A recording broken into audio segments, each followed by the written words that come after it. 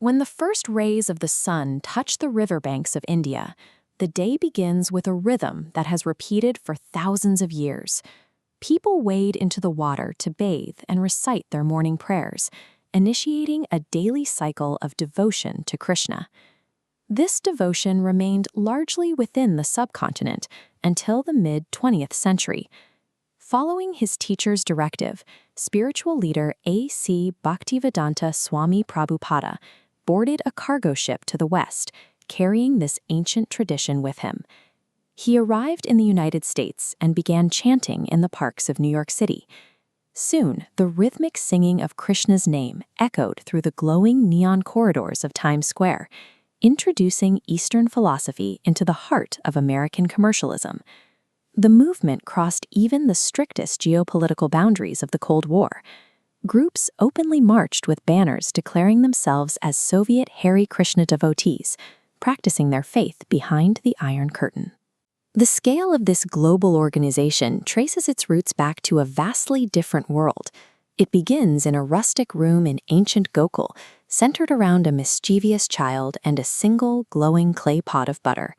The early texts, like the Srimad Bhagavad Mahapuran, depict Krishna's childhood in rural settlements. Known as the butter thief, he lived a pastoral life among resting cows and mud brick homes, embodying a pure incarnation of love.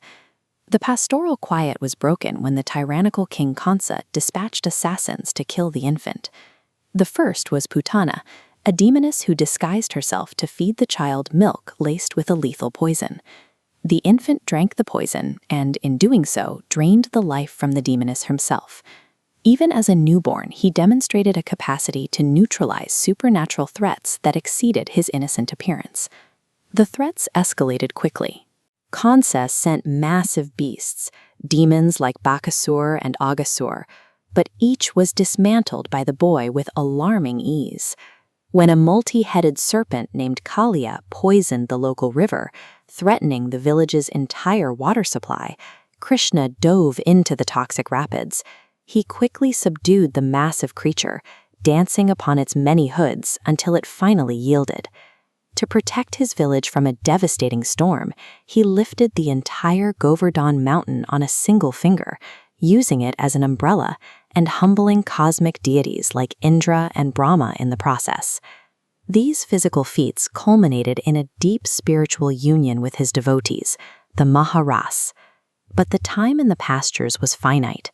He soon had to leave his village to answer a much darker calling. The narrative leaves behind the romantic, quiet woods of his youth and drops him into the center of an impending, violent civil war, the Mahabharata. His role shifts entirely. He is now focused on Dharma Sanstapana, the re-establishment of universal righteousness and order, which had collapsed under corrupt rulers. He refuses to pick up a weapon himself. Instead, he positions his chariot in the dead center of the battlefield, acting as the master strategist for his paralyzed and deeply conflicted friend Arjuna. Recorded in ancient Devanagari script, this moment becomes the Bhagavad Gita. Here, Krishna outlines the supreme laws of karma, human action, and bhakti, the path of pure devotion. To break Arjuna's hesitation, he briefly strips away his human form. He reveals his infinite cosmic shape, an awe-inspiring expanse of light that proves his supreme authority over life and death. Guided by this absolute truth, Arjuna fights, and the righteous Pandavas win. Krishna's lifelong mission to protect Dharma is fulfilled, but his eventual departure from the mortal world creates a massive spiritual vacuum. Following Krishna's exit, the exhausted Pandava kings retreat to the Himalayas, leaving the throne to their young grandson, King Parikshit, to govern a fragile, recovering world. At this exact moment, a new cosmic era, Kali Yuga, seeks entry into the mortal realm. It slowly probes the edges of Parikshit's kingdom, looking for a moral vulnerability to exploit. The king intercepts this dark force, but makes a fatal compromise. He grants Kali Yuga permission to reside in places of vice, and crucially, within gold. The force immediately infects the golden crown resting on the king's own head. With his mind poisoned by the crown, a thirsty Parishit gets lost while hunting. He encounters a sage in deep meditation, and in a fit of irrational anger, drapes a dead snake around the holy man's neck. The sage's son discovers the insult and erupts. He curses the great king to burn to ashes from a venomous snakebite in exactly 7 days. This lapse in judgment provided the era of Kali Yuga with its first entry point.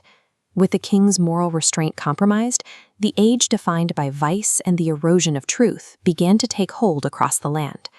The transition into this dark era was an inevitable part of the cosmic cycle. However, the narratives Krishna left behind, from the pastoral love of his youth to the philosophy of the Gita, provided a specific framework of devotion. For those living in a period of increasing discord, these stories offer a path to maintain peace and truth against a world of rising conflict.